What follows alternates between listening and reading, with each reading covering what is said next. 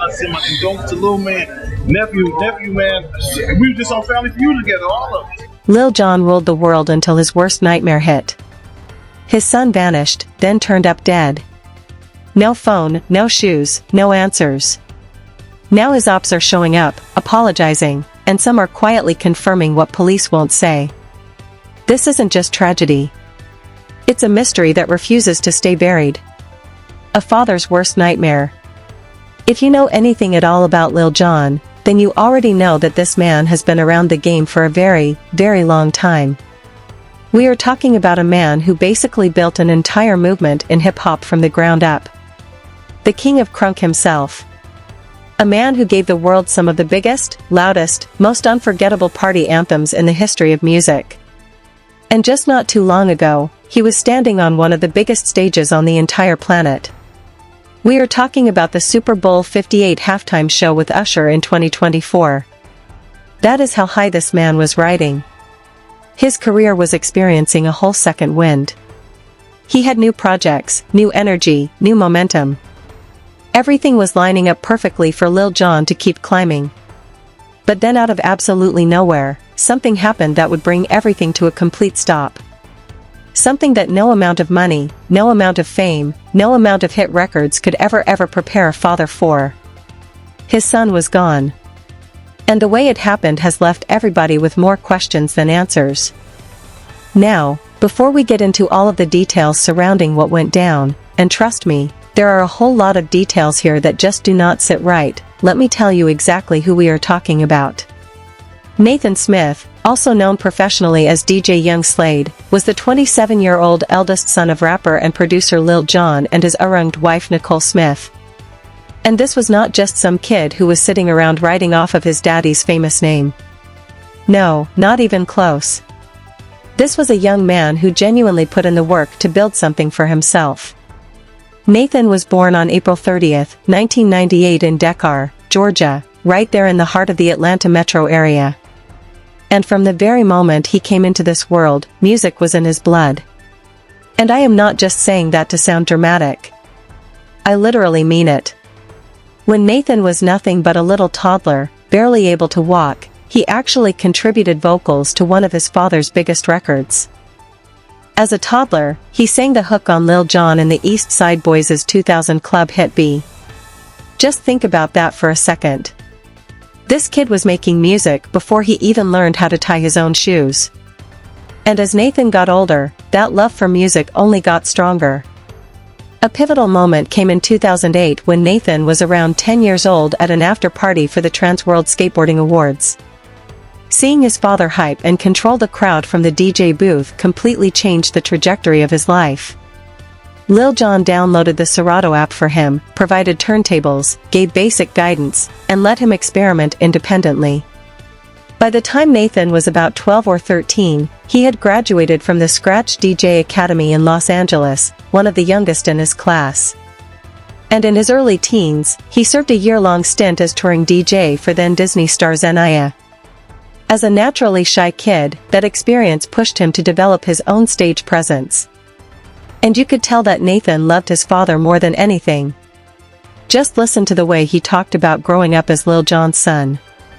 I even got a tattoo of his signature. It was like something ironic for me because, yeah, dad, but had to get the signature. It was like, yeah.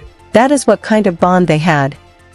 Nathan literally tattooed his dad's signature on his body because even though to the rest of the world Lil Jon was this massive celebrity, to Nathan he was just dad, and that is what made their relationship so special.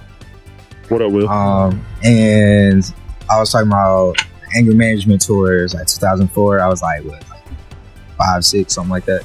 Nathan was talking about being brought on stage as a little 5 or 6-year-old kid during one of the biggest tours of that era. Just a little boy standing next to his father in front of thousands of screaming fans. And he brought me on stage, and I was just like, bro, I was so shy, bro. I was a little kid, whatever. But it's just crazy to have experiences like that and then go home and we just like drinking tea, playing video games. That right there tells you everything you need to know about who Nathan was and who Lil Jon was behind closed doors on stage. Lil Jon is the wildest, most energetic performer you have ever seen. But at home, they were just a father and son drinking tea and playing video games together. That is the kind of man the world just lost. Nathan went on to graduate from New York University's Tisch School of the Arts, Clyde Davis Institute of Recorded Music in May 2020, studying audio engineering and production. After graduating, he started building an impressive resume.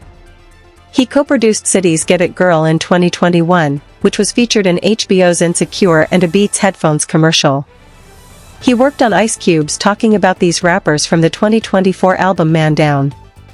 He was featured on MTV's Family Legacy Season 2, which premiered on Paramount Plus in March 2025. This was a young man doing everything right, building his own path, making his father proud every single step of the way. And then on the morning of February 3, 2026, everything changed. Nathan Smith was reported missing after leaving his home in Milton, Georgia under unusual circumstances around 6 a.m. He left on foot. No phone, no wallet, no shoes, no keys, nothing. Officials indicated he may have been disoriented and in need of assistance, adding that he might not be wearing clothes and may have had no belongings with him. Something made this 27-year-old man run out of his house in the early hours of the morning with absolutely nothing on him. A multi-agency search began immediately, and for 3 days, nobody could find him. 3 entire days. Then on February 6, 2026, at approximately 11:53 a.m., divers with the Cherokee County Fire Department located and recovered a body from a pond at Mayfield Park near Nathan's Milton residence. The body was believed to be Nathan Smith, and it was later confirmed. DJ Young Slade, the son of Lil Jon, has died at 27 years old. Lil Jon confirmed the news in a statement telling us he is extremely heartbroken. And just like that, DJ Young Slade was gone at 27 years old. Authorities said there was no indication of foul play, but the Milton Police Department Criminal Investigations Division stated they would continue to treat this as an open and active investigation. No further details, no autopsy findings, no toxicology results have been released as of now. Just a 27-year-old man who ran out of his house one morning and was found in a pond 3 days later. That is the story they are giving us. The king of crunk and the enemies he made. Now, to fully understand everything surrounding this situation, you have to understand who Lil Jon is and everything he went through to get to where he is. Because this man has a story that most people do not even know the half of. And along the way, he made some very serious enemies. People who wanted what he had. People who felt like he owed them something. People who flat out felt like he did them dirty. Lil Jon, born Jonathan H. Smith on January 17, 1971 in Atlanta, Georgia. Grew up in southwest Atlanta as the eldest of 5 children. His father was an aerospace engineer with military experience. This was not some kid who came from the streets with nothing. This was a young man who came from a solid family, and he used that foundation to build something incredible. At Frederick Douglass High School, he joined the marching band and began DJing at age 15, hosting basement parties that gained local popularity. After high school, he worked his way into the Atlanta music scene, eventually landing a gig as an A&R executive for Jermaine Dri's So Def Recordings, where he rose to executive vice president of A&R and executive produced the So Def Bass All-Stars compilation series. Then in 1995, everything shifted. Lil J formed Lil Jon and the East Side Boys with Big Sam and Lil Bo. And from that moment forward, the Kunk movement was born. Their records were loud. Their energy was unmatched. And before long, they were taking over the entire hip-hop landscape with songs that literally made it impossible to stand still. Signed to TVT Records in 2002, Kings of Crunk went multi-platinum, and the follow-up Crunk Juice in 2004 did the same. As a producer, Lil Jon was behind some of the decade's biggest records. Usher's Yeah! Won a Grammy for Best Rap Song Performance in 2005. He produced hits for Kiara, the Young Twins, PD Pablo, and more. He was untouchable. But here is where the problem started, because with all of that success came people who wanted their piece. And the first and biggest enemy Lil Jon ever had was the very label that was supposed to be helping him. TVT Records, owned by Steve Gotottle, was accused by multiple artists, including Lil Jon and Pitbull, of withholding royalties and mismanaging promotions. Lil Jon sat down and talked about this himself. And even though he tried to keep it positive, you could hear the frustration underneath every single word. All in all, TBT was a great experience because it was a place where I could go and be myself. Now, on the surface, that sounds like a man at peace with what happened. But keep listening because the truth starts to come out real quick. Also, Like just not taking care of his artists. He didn't take care of his artists. And that is the real story. The man who was making TVT the biggest independent label in the country was not being taken care of by the very people who were supposed to have his back. But because Lil Jon is the type of person who does not like to dwell in negativity, he said exactly that. So I don't like to dwell on any negativity. I like to keep everything positive, find the positivity out of the situation, and take that and move on. That is Lil Jon's character in a nutshell. But even with that positive attitude, the damage was done. The TVT feud delayed his solo album Kunk Rock, originally planned for 2006, all the way until 2010. That is 4 years of lost momentum, lost revenue, and lost opportunities because of one man's bad business practices. And in 2008, TVT filed for bankruptcy after losing millions in various lawsuits, leaving artists like Lil Jon in limbo. But TVT was not the only problem. The people closest to him turned into opponents, too. Big Sam, one of the original East Side Boys, went on record and told the whole world exactly why the group fell apart. And it was ugly. I was trying to just be kind of political correct. I ain't really want to tell what really happened, but the group broke up because of the money. There it is. Straight from one of the founding members of the group. It was about money. Big Sam said he started asking questions about where his earnings were going. And the moment he did, everything changed. Where my money at, man? Where my money? Where my money? That right there is the question that blew up one of the most iconic groups in Kunk history. Big Sam wanted to know where his royalties were, where his mechanicals were, where the record sales money went. So I started asking the question, it was almost everybody's attitude changed. Like everything wasn't the same no more when I started asking all these questions. The second Big Sam started asking where his money was, the attitudes around him completely shifted, and that is how it ended. After Crunk Juice in 2004, Lil Jon parted ways with group members Big Sam and Lil Bo due to financial disagreements and TV-related drama. The group was done. And it was not just business beefs either. Memphis rappers like DJ Paul of 36 Mafia publicly checked Lil Jon over the origins of crunk, insisting Memphis pioneers started the sound before Atlanta popularized it. Gangster Pat responded to Lil J's comments about Memphis in a video emphasizing buck music as a precursor to crunk. Even Atlanta's own Dem franchise boys accused Lil Jon of stealing elements of their snap sound during the mid-2000s. So when you add it all up, Lil Jon had enemies from every direction. The label that was supposed to support him stabbed him in the back. His own group members felt like he did them wrong. Artists from other cities felt like he took credit for something he did not create. And even artists from his own city felt like he borrowed their style without giving credit. That is a lot of bad blood, a lot of people carrying resentment, a lot of ops. And Lil Jon himself knew exactly what that kind of pressure felt like. He talked about the dark side of fame in a way that most people do not hear. No, because they just see the private jets and the trips and all that. They don't realize, sometimes you can't go nowhere because people budget. That is the reality of the life he was living. The private jets and the trips look good from the outside, but nobody sees the isolation. Nobody sees the pressure. Yeah, it's most people couldn't deal with this. Yeah, it's a lot of most people couldn't deal with this life. I gotta ask you, man. Our brother, Lil Jon, man. Yeah, man. I send my condolences to little man, nephew, man. We were just on Family Feud together, all of us. Most people could not deal with everything that Lil Jon has been carrying.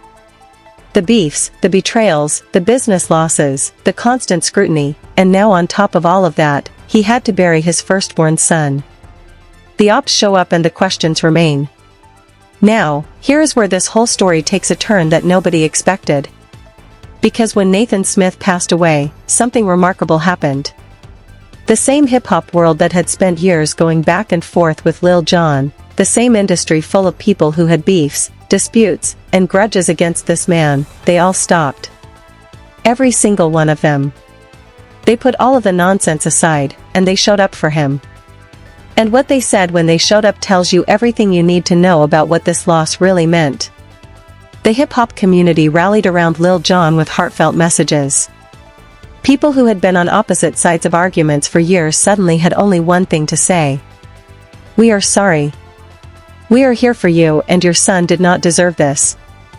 One of the first people to step up was E40. Now E40 is a Bay Area legend.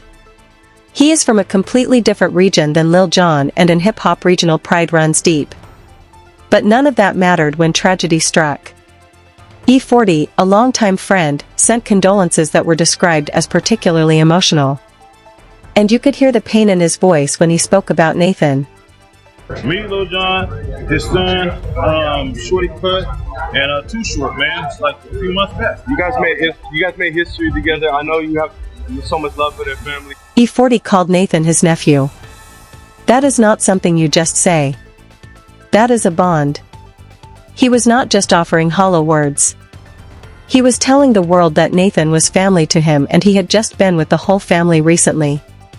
I just send my love and support. You know what I mean? Lil Jon, anything you need that I can provide, I'm here for you. I love you, and you know that, brother. And we're gonna miss nephew. They were all together just a few months before this happened on Family Feud of all places, laughing together, having a good time. And now E40 is standing in front of a camera trying to hold it together while talking about how much he is going to miss Nathan. How are you supporting him at a time like this? I talked to him yesterday, so my condolences goes out to him and his family. It's tragic. Anything you need, I am here for you. That is what real love sounds like. That is what it looks like when the community comes together, no matter what happened in the past. And it was not just the hip-hop world. Even Shaq, one of the biggest names in all of sports and entertainment, reached out personally to Lil Jon. I don't know how that feels, but I'm sure I know it's devastating for him. So like I said, my condolences go out to him and his family. Shaq actually got on the phone and called Lil Jon directly. He did not just post something on social media and move on with his day. He picked up the phone and made sure his friend knew he was not alone. In his statement, Lil Jon tells TMZ, "I'm extremely heartbroken for the tragic loss of our son, Nathan Smith. His mother, Nicole Smith, and I are devastated. Nathan was the kindest human being you would ever meet. He was immensely caring, thoughtful, polite, passionate, and warm-hearted." And Shaq was honest about it, too. He said he does not know what it feels like to lose a child, but he knows it is devastating. That is a powerful thing for a man of that stature to admit publicly. And then there was Lil Jon's own statement, and this is the part that really, really hits you because you can hear a father's heart completely shattered in every single word. He loved his family and the friends in his life to the fullest. Jon goes on to say he was an amazingly talented young man, a music producer, an artist, an engineer, and a graduate of NYU. That is a father describing his son, not as a DJ, not as a producer, not as a brand or a legacy, but as a human being, the kindest human being you would ever meet. Nathan loved his family to the fullest. And what makes this whole thing even more heartbreaking is what Lil Jon said next. In his statement, Lil Jon said, "In our last times together, we're comforted in knowing that we expressed that very sentiment to him. At least in the end, they told each other how much they meant to one another. Not every family gets that chance." On Instagram, Lil Jon posted a video montage of moments with Nathan from childhood to adulthood, captioned, "This hurts so bad, and I love you, son," which received an outpouring of support from the entire community. In another post, he highlighted Nathan's Spotify music, writing, "Slade released this when he graduated from college. He was so happy to express his art and do it himself. I was so proud of him for doing it all on his own." Even in his grief, Lil Jon was making sure the world knew his son's talent and independence. Social media platforms were flooded with tributes. On X, formerly Twitter, users shared messages emphasizing how devastating this loss was for the entire hip-hop culture. On Instagram, Lil Jon's posts were overwhelmed with prayers and condolences. On TikTok, fans created emotional tribute videos with slideshows of Nathan. Across every single platform, the message was the same. We are hurting with you. And that is really what this whole situation comes down to. Because when tragedy strikes, all of the beefs, all of the disputes, all of the grudges, they disappear. Every single person who ever had a problem with Lil Jon put it aside and showed up as a human being. That says everything about the gravity of what happened. But here is the part that nobody can stop talking about. And it is the part that keeps this entire story from being put to rest because there are still so many unanswered questions. Based on the investigation to date, there is no indication of foul play. But the Milton Police Department Criminal Investigations Division will continue to treat this as an open and active investigation. That is what the official statement says. No foul play. But also, we are not closing this case. Think about what we actually know. A 27-year-old man with no reported history of issues suddenly runs out of his house at 6 o'clock in the morning with no phone, no shoes, no clothes, nothing. Officials said he may have been disoriented and in need of assistance. Multiple agencies searched for 3 full days and could not find him anywhere. And then on the 3rd day, he was found in a pond that was right near his own residence. Some sources have mentioned that Nathan had been treated for a viral infection or rash shortly before his disappearance, but no deeper details have been made public. No autopsy findings or toxicology results have been released to the public as of February 10, 2026. No official cause of death, no official manner of death, nothing, just silence. And that silence is what is eating away at everybody because a father just lost his son. A mother just lost her firstborn. Lil Jon and Nicole also have a younger daughter, Naira, born in 2024, who will now grow up without her big brother. And the world is left sitting here wondering what really happened to Nathan Smith on the morning of February 3, 2026. What we do know is that Nathan was loved. He was talented. He was kind. He was passionate about his craft. He was building a future that would have made any father proud. And he was taken away far, far too soon. Whatever the truth is behind what happened that morning, one thing is absolutely certain. The world lost a good one and Lil Jon lost everything. Rest in peace, DJ Young Slade, Nathan Smith, 1998 to 2026. Gone way too soon. Love this video. Click on these cards for more.